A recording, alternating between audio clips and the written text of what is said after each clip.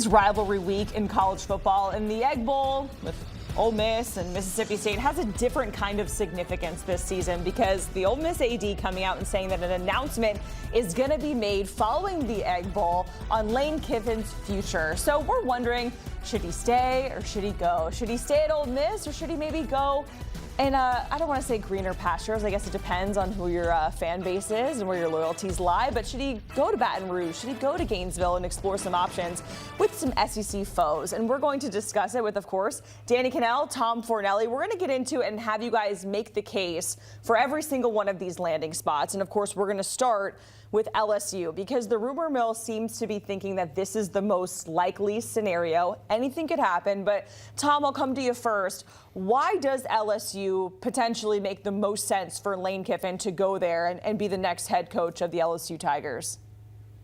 I think the biggest reason, if reports are to believe from last week, is they're throwing $98 million at you. That feels like a good reason to do anything in this day and age, particularly as a college football coach. But I do think if you look at the LSU job in a vacuum, I think that the situation right now, it's a little iffy. You know, the governor's getting involved. You didn't have a school president there for a while.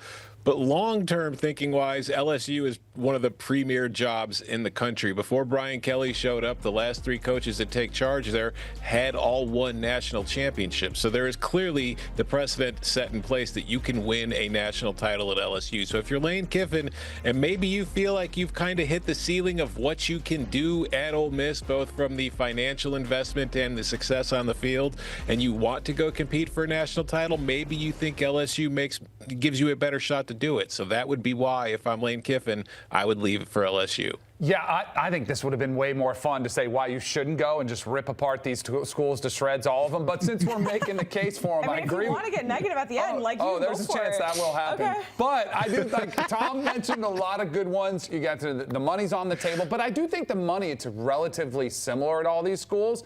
So then I think you referenced the 3 national titles in the last 20 years. Like clearly there is a ceiling that is above what Ole Miss has done, and even Florida with only a couple. So I think they're consistent, a level program where there's a ton of talent, even in the region, in Louisiana. I've heard that statement so many times. Oh, there's a 5-star just sitting on every corner. Like they just kind of crop up. Maybe they don't get the national attention, but there's a lot of talent in that region. And I would say, lastly, when you talk to anybody about home field advantage or the craziest environments in all of college football, everybody's number one is Baton Rouge at night. So I would think that would be very attractive. And that is something that Lane Kiffin has actually complained about. At Ole Miss, he has not gotten primetime matchups. You go to LSU, you will get a lot of primetime matchups at home in Baton Rouge at probably the biggest home field advantage in the sport. Okay, so we know LSU, that is option number one or one of the options. And then, of course, Florida being another one. And this is a fan base that I can say this, I can speak for in saying that we are dying for yes. The Urban Meyer days, the Steve Spurrier days, all of that success in the past. We know Lane Kiffin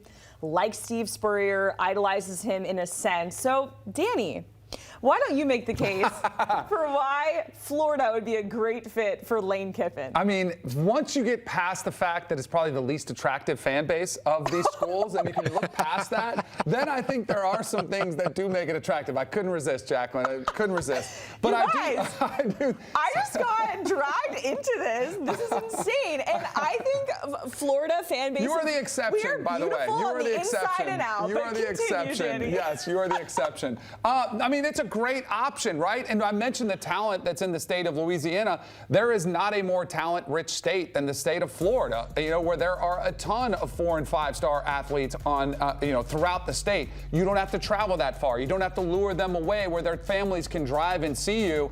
And it's another program that has a lot of the similarities to LSU. They do have multiple national championships in the last 20 years. They do have, one of the best home field advantages in the SEC. I think those are both upgrades from Vaught Hemingway in Oxford, but I think this is another one where that becomes more attractive. There's another place with a ton of money, and there is a desperate desire to get back there. All of these schools do, or we wouldn't be talking about them. And then I do think the fact that Lane Kiffin has made it known that Steve Spurrier was his hero, and that's why he wears the visor, I think that's the last one. It's like, hey, come home. You can be exactly like him. We'll embrace your cockiness. We'll embrace your trolling nature. You can do and say whatever you want, and we love your offense too. So I I think this one feels like, personality-wise, it does feel like the best fit. Yeah, we're trying to play into the emotional aspect of it, right?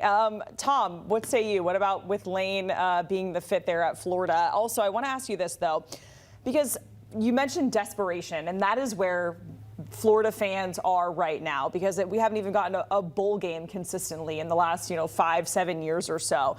John Summerall has been another name that's been thrown out there. He removed his name from that contender there.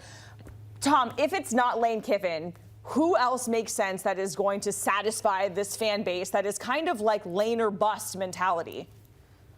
I don't know. I mean, you just mentioned it. There is very much a Lane or bust mentality to the way that this coaching search has gone, because it does make a lot of sense, because he does idolize Spurrier and because he even wears the visor and loves offense. But I would push back and say I don't know how much sense Lane Kiffin makes for Florida, considering Dan Mullen wore visor and loved offense, but you ran him out of town because he didn't recruit high school. And guess what Lane Kiffin doesn't do? He doesn't recruit high school. He's been putting his team together through the transfer portal. So I don't know if it makes a ton of sense from that angle. But you mentioned John Summerall. I do think John Summerall, if he ended up being Florida's coach, initially there'd be negative feedback because everybody's been hoping and praying for Lane Kiffin to come to Gainesville. And then if Summerall came in, it's pretty clear he wasn't your top choice as far as the fan base is concerned. So there'd be that kind of negative reaction. But I would counter that by saying John Summerall has won a conference title at each stop, or competed for a conference title at each stop he's been at, from Troy and now to Tulane. And I think that's what you want. He's somebody that knows how to build a program, and I think that's what Florida needs right now. They need somebody to come in,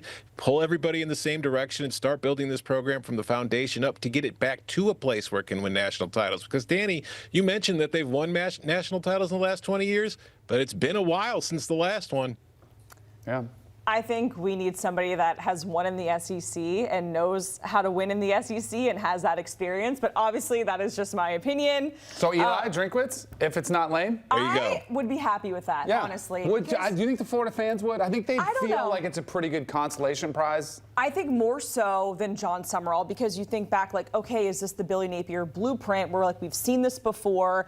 And it hasn't really panned out. And so I think just somebody that has that experience winning in the SEC, maybe not winning it all, but understands the nuances of this conference, it would be I don't want to say a consolation prize because that sounds so messed up. But I mean, that's just in relation to the Lane Kiffin sweepstakes. Absolutely. I still think it'd be a good hire. Totally. All right. Lastly, I want to talk about Ole Miss, because personally, I feel if your AD is coming out and saying an announcement is going to be made after the Egg Bowl, it just alludes to the fact that you're probably going to leave, right? So, Danny, with that in mind, why would Ole Miss be a place to stay as he has, put this program in the national spotlight? So I almost feel like Lane doesn't know.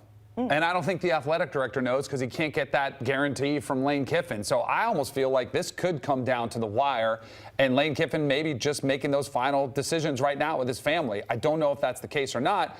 But why Ole Miss is attractive, it's the most stable position of all of these. Like, you're going to have to do a rebuild at LSU. You're going to have to rebuild at Florida. They've got, Tom was earlier talking about the governor getting involved. There feels like some dysfunction of leadership in Baton Rouge.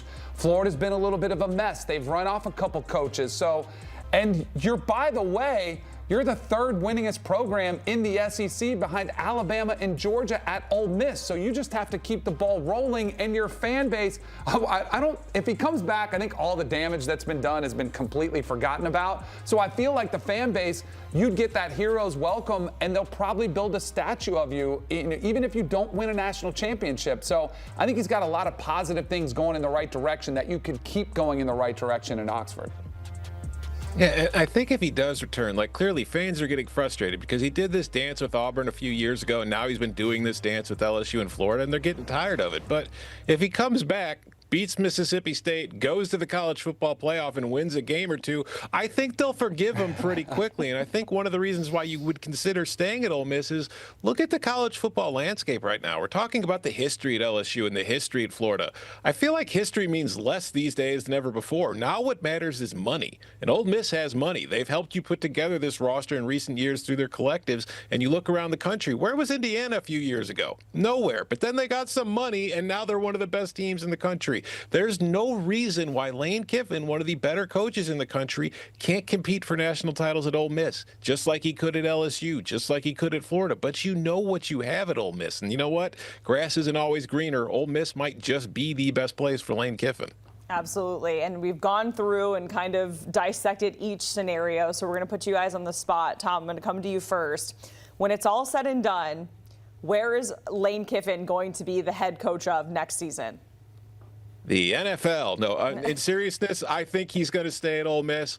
I feel like this has been kind of dragged out. I do feel like there's a whole method to the madness to where he will be unleashed as the hero for beating Mississippi State, winning the Egg Bowl, and spurning LSU in Florida while also delaying both coaching searches at the same time.